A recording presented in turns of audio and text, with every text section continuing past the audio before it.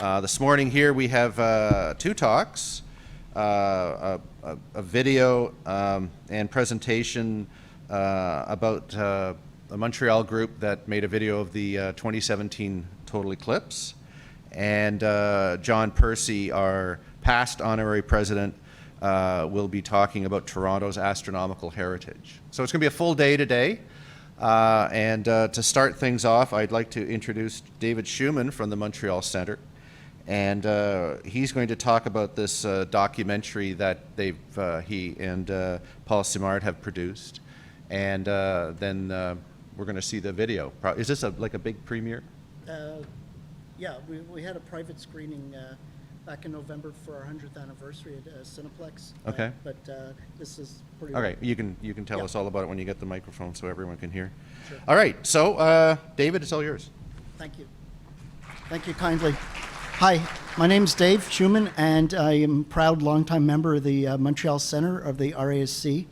I joined in 1992, and I'm a former past president, vice president, and a little of everything in between, still on the board. And can everybody hear me? Okay. My friend Paul I met quite a while ago at the center, and not only were we fascinated by astronomy and the love of the sky and everything to do with the sky, but we also like filmmaking and playing around with video, and I'm a professional graphic designer by trade, so I do motion video and others, and Paul as well, he's technically inclined. And I've never seen a total solar eclipse before, and of course, in 2017, we had a wonderful opportunity to actually witness one of nature's most awesome spectacles. And so we planned out a trip. As you'll see in the video, it's not as easy, and I think a lot of you in the audience that tried to either see the total parts of the eclipse or even the partial, you're fighting everything. Everything's against you, from hotels to airplanes to all kinds of crazy things going sideways, even things for work or obligations. And then, of course, the clouds, which has lately been not so easy for us in Canada, at least in Montreal. But you know, we brought the Montreal Nebula with us this weekend. Sorry about that. Well, you'll see that the results we got speak for themselves. And we decided that we were so excited about what we had, we decided to turn it into a little documentary project. And I'm really proud to say that about 2 weeks ago, it was entered in the RIDM in Quebec. It's equivalent to the Hot Docs Documentary Short Film Festival. We'll only know in September if it's entered in the registration, because it's very hard to get in. But we kindly ask that there's no postings on social media until September, when we have the rights to show it publicly. We did show a private rough cut back in November, when we rented a local Cineplex in Montreal to show a 3D movie that we produced for our 100th anniversary, which is available on YouTube with those red and blue glasses through the racmontreal.org. But we also premiered a rough cut of this. What you're about to see is the final version. And we showed it in a movie theater, and everybody was like, yeah, it's like, wow, this is nice, and it's slick. And okay, so we finished the project, and we wanted to bring it here to Toronto to show everybody, and be more than happy to share it once we have rights released for it in September. So I'll take some questions afterwards, and I'd also like to thank my friend Alex Stefanescu, who's a very big part of the film, but he's not here because guess what? In 2 weeks, he's going to Argentina for the next eclipse fever, and we couldn't make it with him to Chile or Argentina, but he is going to those two events. So without further ado, if we can dim the lights, I'll play the movie and enjoy it. Hey, just for a few minutes, raise your hands if you did see the eclipse in 2017. What about totality? Was it the most incredible thing? I mean, it was my first time, and I've seen the 1991 partial in Florida when I first got started in astronomy, and I was blown away by this. Like, I was literally crying, like in tears. Very emotional experience. It's crazy. It's just a shadow, but we're the shadow chasers. So I think we're going to get the lights in a minute or two. I appreciate your patience.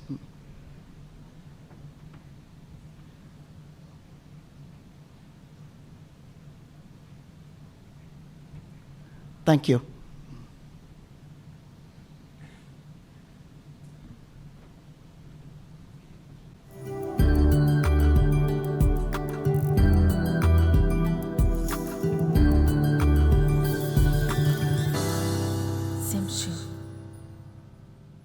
You know, some people might say we're nuts to travel down to the States, spend thousands of dollars to get ready for this one event that lasts just a couple of minutes.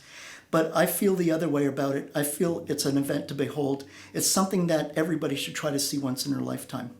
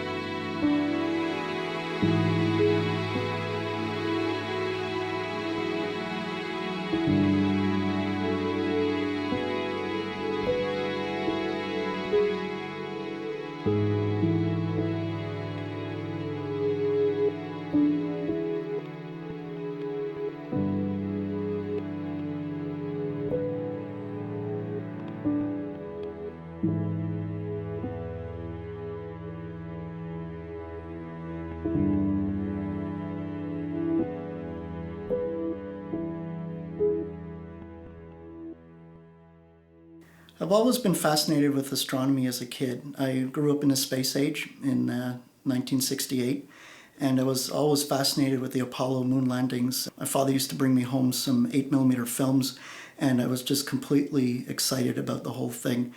I am passionate about astronomy from the first time that I looked through a telescope, and also when I was a child, I was given books on astronomy, and I started asking, well, what is the Big Dipper and what is the Small Dipper and what are stars? And I asked my father, well, there was a full moon rising. How far is the moon? Can you go there? My interest in astronomy started way back since I was 10, 9, somewhere around there. One of the major influences for that was also Star Trek, the original TV series. And my grandfather, he was a member of the Royal Astronomical Society himself, and he introduced me to the group in Montreal.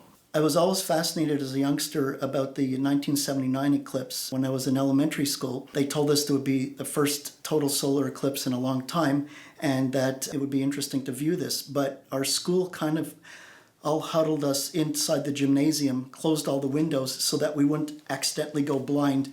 We never got to experience anything, and I think it was actually overcast that day in any case. But I always remembered, now's the time, because the next time you'll be 49 years old in 2017 when there'll be another eclipse of this kind in North America. And in 1973, there was a total eclipse of the sun which crossed over Nova Scotia, the totality band. But me being in Montreal and being a student, I could not afford to go by myself to Nova Scotia, after which I never had a chance to see an eclipse of the sun of any kind until came the one of 2017.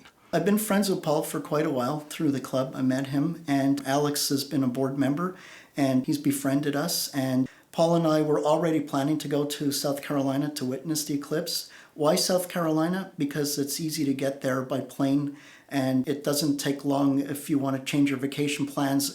In the first instance, what I had planned to do is to go with another club, Société d'Astronomie du Planétarium de Montréal, and they were going to go out west in the western United States where there was the highest probability of having good weather.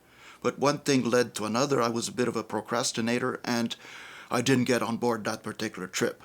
Now, at the RASC, I found out that Paul and David were going, and I asked them if they would care if I joined the trip, which I did. Planning for the eclipse itself started way back. I'd say probably a year before, somewhere near the end of the year before 2016, fall of 2016 or something like that. We were trying to plan our one where we're going, to what equipment we're going to bring. We want to capture the event, even though it was always recommended that you don't, on your first eclipse, not to try to record it, because you'd be missing the eclipse if you're too busy fiddling with your equipment. And there's truth to that. However, we weren't sure if we were ever going to see another one, so we needed to capture this. We were sure when we were planning our trip to go to South Carolina, because we've been there before. I've been to Myrtle Beach, David's been to Myrtle Beach, and Alex has been down to South Carolina. So we knew we were heading there. A lot of the suggestions were to go out west, but that's far. We were sure we wanted to go South Carolina, so we focused on South Carolina. The only thing we needed to know was where it was crossing, where it was going across South Carolina, and to see where we can set up. And that turned out to be not so easy. In the end, I went further south and I found a place called the Isle of Palms. It runs along the shoreline just outside Charleston. And there is one problem with each and every eclipse, is the weather. It would be foolish to go specifically for an eclipse, spend many thousands of dollars, arrive there, clouds move in, you don't see the eclipse, and then coming back to Montreal 3 days later with a much lighter wallet and disappointed.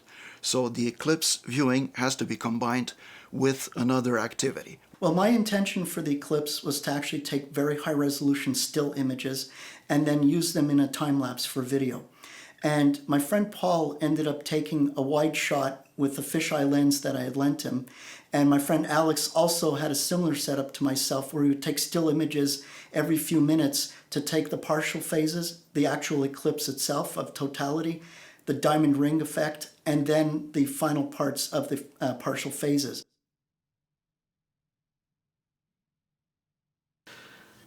We were pressed for time because of an event that we were supposed to do the Saturday before the eclipse. We were supposed to do a fireworks show, but that got canceled. But we didn't know that at the time, so we had to plan our trip based on that. So we had to fly out Sunday, the day before the eclipse itself, okay?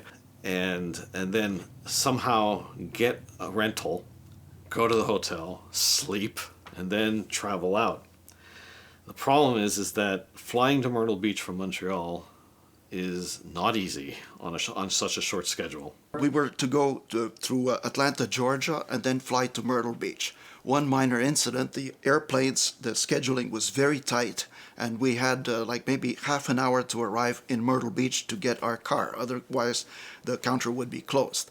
And in Atlanta, Georgia, on the plane, guess what? A passenger had a heart attack, and we were delayed for 20 minutes because trying to get an ambulance and get a stretcher on board a 727 aircraft or whatever it was would have been a complication. He was okay. They gave him oxygen. He got off the plane with help, and we were on our way. But we were getting it very tight to the car rental. But we got there about, I believe, quarter to midnight. I don't quite remember because it was late. And there was somebody there. In fact, there was only one person there.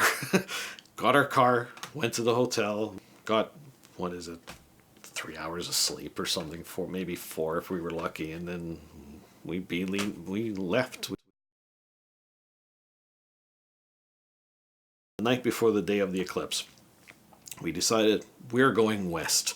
We're going inland because the weather was not looking good. It was a nail biter because of the weather. The place that we were supposed to go, which was island of Palm, it was going to be cloudy. Plan B, Charleston. Plan C, because Charleston was no good. Plan C, we were going to go to Anderson near the Tennessee border. Because the weather looked promising in that direction. When we were at the hotel, we were looking at Weather Network, and finally we decided Anderson looked the most promising for the distance we had to drive in order to get there on time. With Plan A, we had to drive about 3 hours because Myrtle Beach was not in the band of totality. Now, to go to Anderson, which was the Plan C, well, that was the furthest distance, was like somewhere between 5 and 6 hours of driving. However, during the trip, during the drive towards Anderson, we needed to make a pit stop. In the meantime, we found out by checking on the internet, because while I was driving, both Paul and David, they were checking on their iPads various satellite maps, and we stopped for a coffee halfway in between. And of all things, between the two bathrooms, there was a big map showing this state park. And that's when we made a calculated decision where it looked like in the park it was a better chance to get good weather than in Anderson. And I told the guys, look, if we decide to go to the park, well, we're out of Anderson. So we started heading south, and we finally found the park, and then we were trying to find the entrance to the park. That turned out to be a challenge. So we started winding our way around the north side of it. And then finally we found somebody at this end, at what appeared to be an entrance, although it looked like a back entrance. So we stopped, we talked to this gentleman, and he said, is this the way into the park, or where's the entrance to the park? And he was saying, no, it's over there. And we also told him that we're here for the total solar eclipse. And he says, no, unfortunately, the park is all full. It's because of the total solar eclipse. It's all been booked. Oh, okay. Well, that's a problem. Yes, totality was supposed to take place at around 3 o'clock on Monday afternoon. And this was starting to become close to noon already. So if we didn't find a place quickly enough, we wouldn't have enough time to set up the telescopes, the cameras, adjust the filters, and just get orientated properly. So we accidentally met up with two gentlemen that were following us. We actually stopped our car and got out, and they stopped, and they were actually looking for a place to park to go witness the eclipse as well. And one of them had a paper, some sort of flyer, and it was about a total solar eclipse party at a place called the Barber House in Hopkins, South Carolina. I was wondering, what is this? The Barber House, is this a place where you get a haircut? No, it turns out to be a historical plantation that is preserved over time. The surrounding area of the sites that we chose was a heritage house which was built, I believe, in the 1800s. And it has a large property which was mostly grass, and it was surrounded by woods. Very quiet. It was also very scenic. I mean, there were no industrial structures or city structures, because it was certainly a much better alternative. I mean, we were ready to go and park in the parking lot of a Walmart or a Burger King to set up the telescope. Remarkably, this was exactly under the path of totality. We couldn't ask for better. As time was running away, we also consider ourselves very fortunate, because now we would have a few good hours to set up properly. It was very, very hot that day. That's the one thing I'll never forget. It was over 100 degrees Fahrenheit and well into the 40s Celsius, and that wasn't going to stop us. So one by one, we set up the tripod. And the next thing was we set up the equatorial system, and then we mounted the telescope and the camera setup. We put the special filters on, and we were getting ready. So the whole setup on site took about half an hour, and then we had another hour and a half, 2 hours to wait for the sun, but we could take some practice shots, and we even had time to have lunch. And as time came on, we noticed that the clouds just wouldn't let up. And this is where we kind of felt we did every possible thing we could to make this happen, but we were worried that it just wouldn't come true for us. So at the very beginning of the eclipse event, we missed a little bit of it at the beginning because there was some cloud, and it was slowly moving away. But there was a point in time when it almost looked like it wasn't going to go away. It almost stopped, but then it started moving again. And that's when something really odd happened. That's when the clouds started to part away. It's almost as if the sky parted ways with the clouds just for us to witness the eclipse in time. And I was elated. I couldn't believe this. I was actually going to get my partial phases. I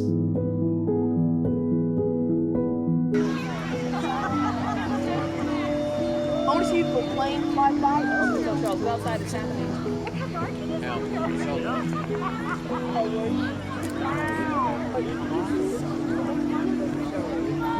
I want to see a plane. Oh my god. Oh my god.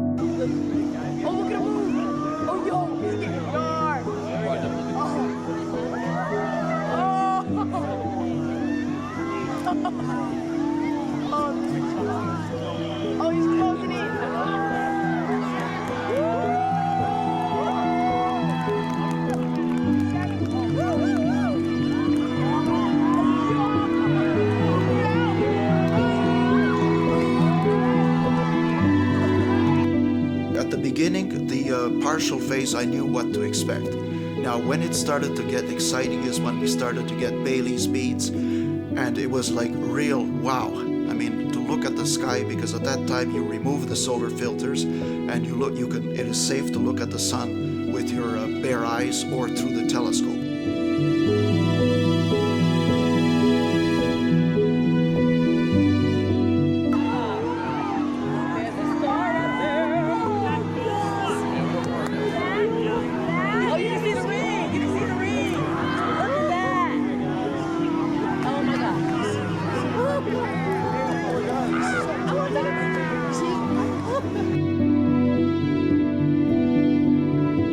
When it's at totality, when this moon is completely covering the sun, you get to see literally the sun's atmosphere, all of the radiant gases that come off of it, and that's the corona. And it's not even straight, it's kind of not wavy, but kind of curls on itself in certain ways depending on what the solar wind does at the time.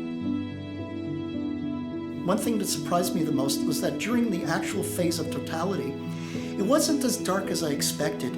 Yes, we did see Vega, and yes, we did see some stars, but I never quite got to see the night sky as dark as you thought it would be. It was kind of a deep navy blue. And when I did look up during my filming, I was able to take pictures with the remote trigger, but I actually stared up as I was taking those pictures so that I actually experienced it for myself. It was beyond, almost to tears. It was beyond emotion. It was something that I'll never forget.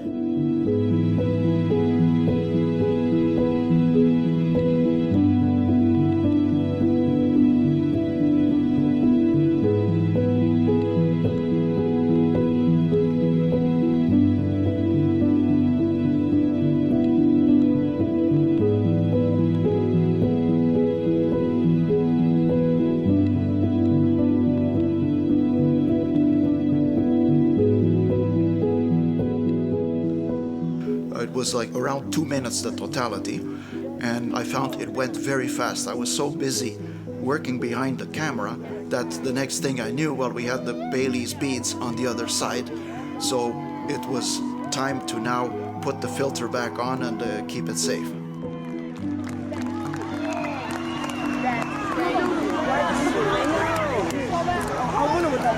Oh, man.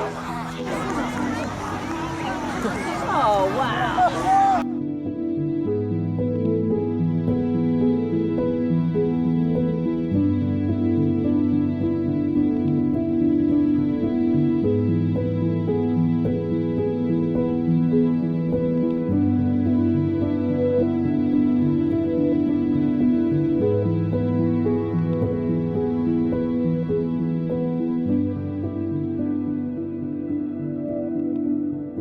After totality, we just wanted to finish off filming the rest of the finale, if you will, as the sun started revealing itself more and more. At this point, we were not so much as elated or stressed or anything. We just more or less relaxed because the main event passed. We saw it, we got it. The rest of it's basically icing on the cake. While the partial phases were ending, it was a wrap for us. We actually finished everything we had to film, and I was actually starting to get anxious to get back to the hotel, see the filming and the footage of this, to actually take a look at the pictures. What I finally found during totality was a sense of elation, a sense that, yes, I actually completed this. I got to see this, and it felt like a deep satisfaction of completeness that I've been waiting for this event for many, many years. I was definitely elated to actually get to see the eclipse. Like once totality was over, we won the eclipse. And in fact, on my Facebook, I put a photograph of the eclipse and I said, victory.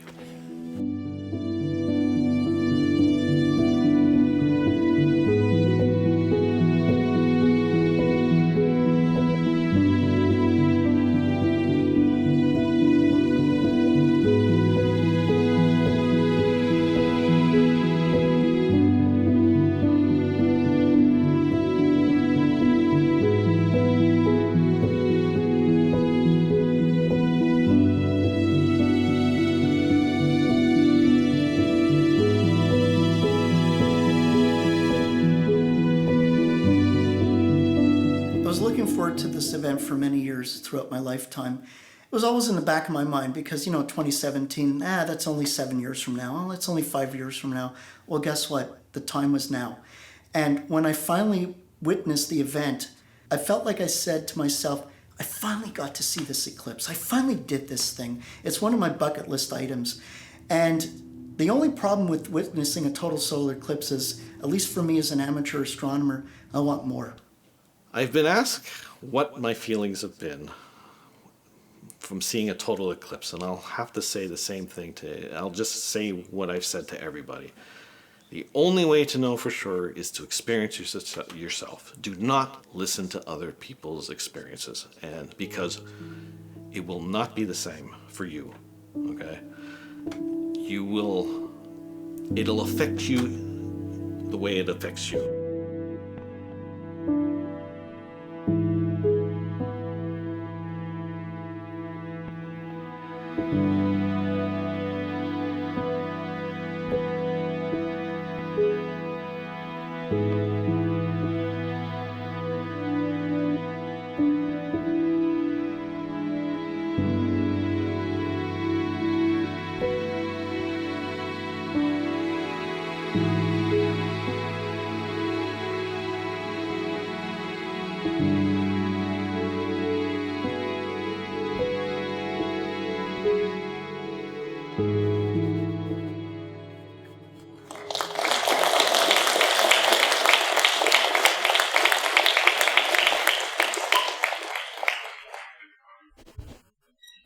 So that's our project.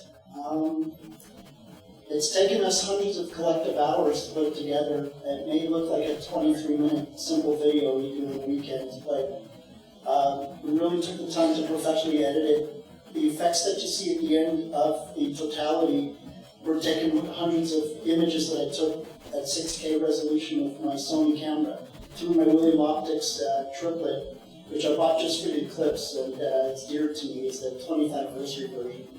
And I can tell you that after we were packing up, it was so hot that day. Us also, for being from Montreal, not used to this kind of hot summer weather, we were packing up. We were actually barefoot, putting water down our backs in these bottled waters and staying fluid. But the minute I looked at my camera, I started screaming at my friends, Alex and Paul, forget it, put everything down, you must come over to the car, look at the camera, look at this, look at these flares, you got that rooster tail flare prominence. I was blown away, especially for my first time. It was our first time doing this, and a lot of our friends said, well, it's not going to work, it's tough to do, you're not going to align it in time, the filters will fall out, the this, the that. Believe it or not, the setup that you see behind me in the interview is the setup that was taken on the airplane. My tripod for my Optron just fits in the diagonal of my suitcase for regulation of Delta Airlines. And we were over by 1 pound. I had to put my shaving kit in Paul's luggage to make that plane to avoid a $100 penalty at Trudeau Airport. So we were going to do this no matter what. And just to say that we had a very close friend of ours, Andrew Fazakis, the night sky guy. He was actually a correspondent for National Geographic and CNN, and he had to stay at the beach in Isle of Palms. We were going to be there with him on the beach, but because we had no prior obligation, we kind of splintered off the night before. And it's a good thing we did because he did not get the partial phases. He got totality, but it was mostly clouded out. And he actually said on TV, he actually said, well, I'm kind of jealous of my 3 friends that went up west, so it all worked out.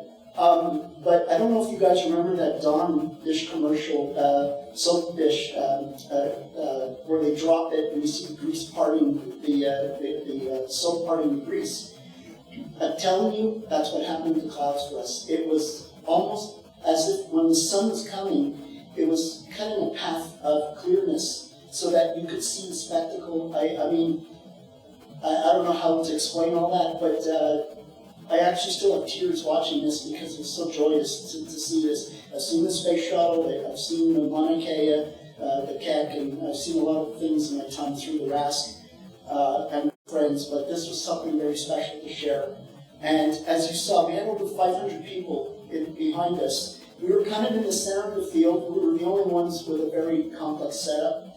There was only 2 other people with that kind of setup. Everybody else was like mostly students. It was the Monday, so they stopped school just for the event. We were worried about gouging. We heard stories about hotels being $1,000 a night.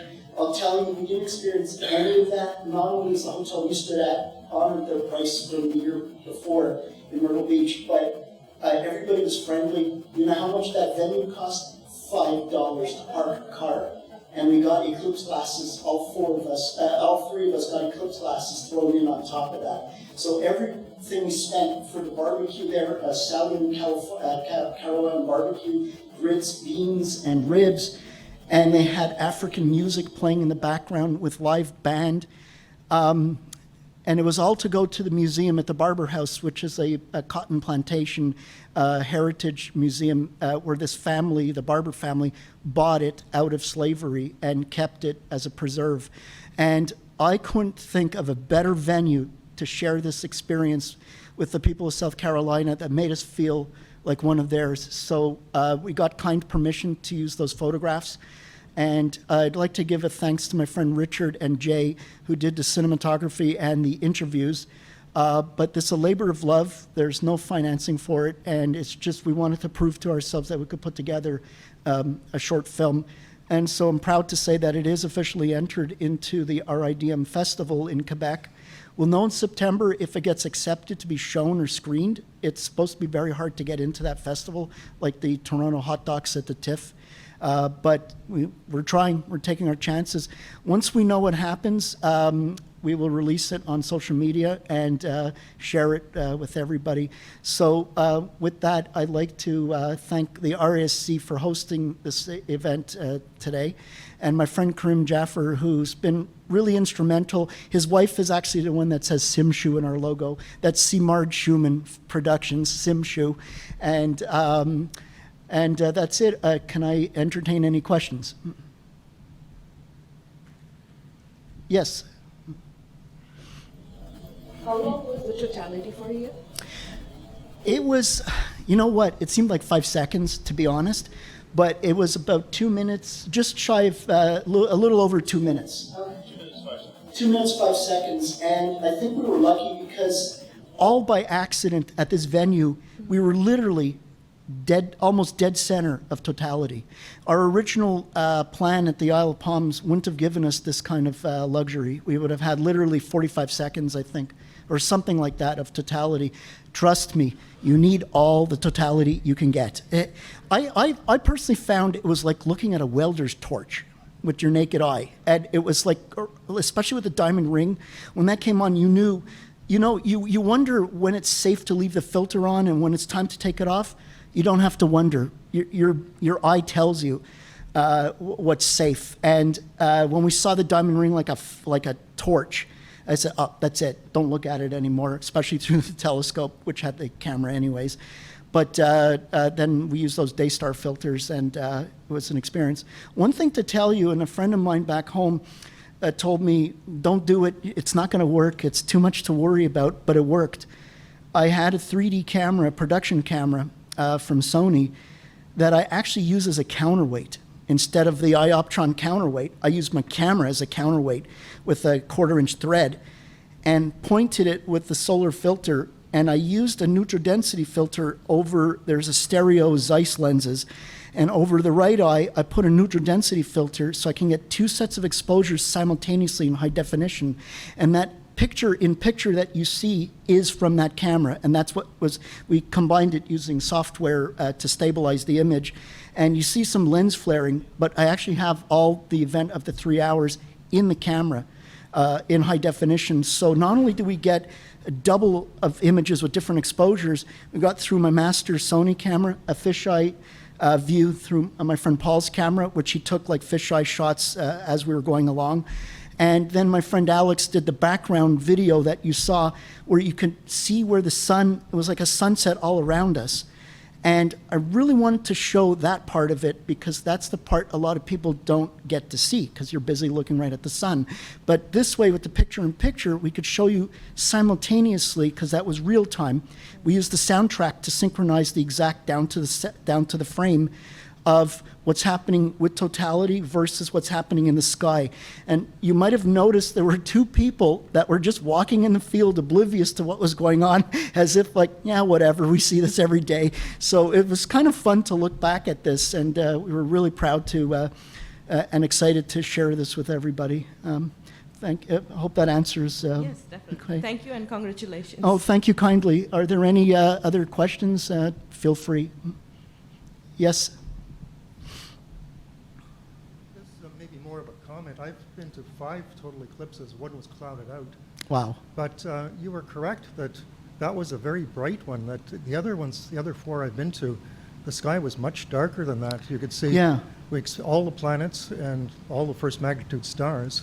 Yeah, well, I myself can only see Vega, but then So I was so freaked out with the whole experience. And one thing you don't see in the documentary, just to say, is that, get this, just before Bailey's beads, my telescope got knocked. It was being tracked. My scope was knocked. And I had to reposition it, refocus. But how do you focus when you can't look through because it's too bright, but you can't look through the filter because it's too dim? It was right at that sweet spot where I was supposed to take the filter out. What you don't see is me cursing, freaking out.